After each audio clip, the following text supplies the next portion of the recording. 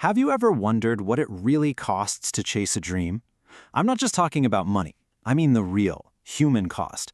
I want to tell you a story today about a young man whose journey really shows us the true price of ambition. Seriously, let's just forget about the money for a second. What I mean is the emotional toll, the things you have to sacrifice, the loneliness.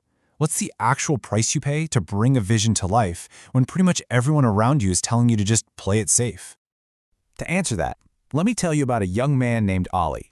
Now, Ollie was a fantastic student, and when I asked him why he was so set on getting into business, his eyes they lit up. There's this incredible spark.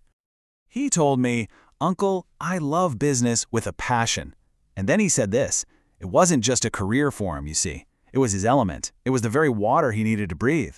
His passion was so real, so undeniable, you just had to respect it.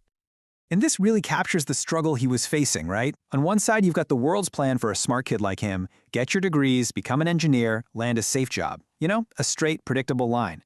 But on the other side, well, that was his heart, pulling him down this uncertain, winding road that was his dream. So of course he chose his heart.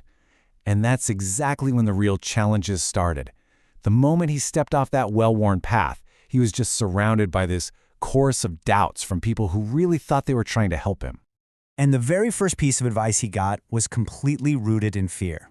It's a piece of advice I'm sure a lot of you have heard before. It's a warning that's disguised as care. Son, just get a job. Business is way too risky. It's the standard line, isn't it? It's the voice of a society that values security over everything else, often at the expense of real passion and potential. But Ollie, he didn't just brush it off. He actually thought about it.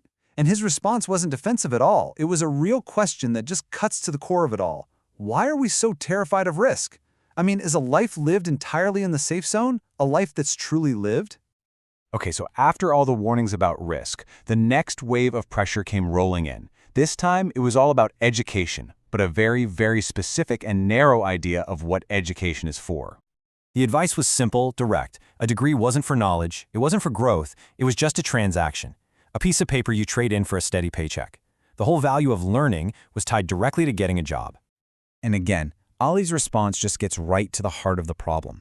See, he wasn't against education. In fact, he wanted to study more so he could be better at his business. But he questioned this limited view, asking, are we really boiling down the beautiful, expansive purpose of education to just a tool to get hired? As he kept pushing forward, ignoring all this advice, the path didn't get any easier. In fact, it got much, much lonelier. The challenges became less about what people were saying and more about doors slamming shut in his face. So, the dream was there, the passion was burning bright, the plan was solid, but he needed capital. He went to the banks. They refused him. He turned to his relatives, and they all made excuses and backed away. He came to me with this question, and you could just feel the weight of his frustration. It was one of those moments where his personal struggle just highlighted a much larger systemic problem. Does your dream only get a shot if you happen to be born into wealth? He did eventually manage to find a small loan, and he forged ahead. But then came the deepest cut of all, something way more painful than any bank rejection. The people he thought would be right there by his side, they just weren't. They started to distance themselves. This question, it's just heartbreaking, isn't it? It's the sound of someone becoming disillusioned, that painful realization that the support system he was counting on was conditional. It was only there for the sunny days and the smooth roads. But he endured it all. The doubts, the lack of money, the loneliness, and his business actually started to grow. But just as he saw that first little glimmer of success, a new and honestly more ruthless challenge appeared. The established, bigger players in his market saw him as a threat, and they moved in to try and destroy him. He just couldn't believe it. This wasn't just competition. It felt like a targeted attack. His question really shows you how shocked he was by the cynicism of it all. Is this what success is? That in order to be big, you have to crush anyone who's smaller than you? And that was almost the final blow. After every single thing he had been through, this just felt like the most unfair fight of all. The cumulative weight of all these struggles, it finally started to break him. Sometime later, he came to see me, and with tears in his eyes, he said this. It was so quiet, so exhausted. The fire that I had seen in his eyes at the very beginning, it was almost gone. He was ready to surrender. I didn't give him a big pep talk. I just shared this simple thought with him. You know, the point wasn't to guarantee success or to promise that the storms would just stop.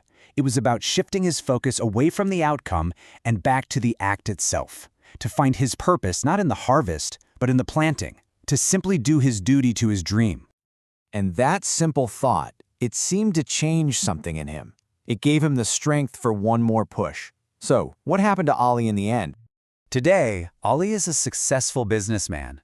He is the one who made it, the one who fought through the fear of risk, the flawed values, the lack of money, the loneliness, and the predatory competition.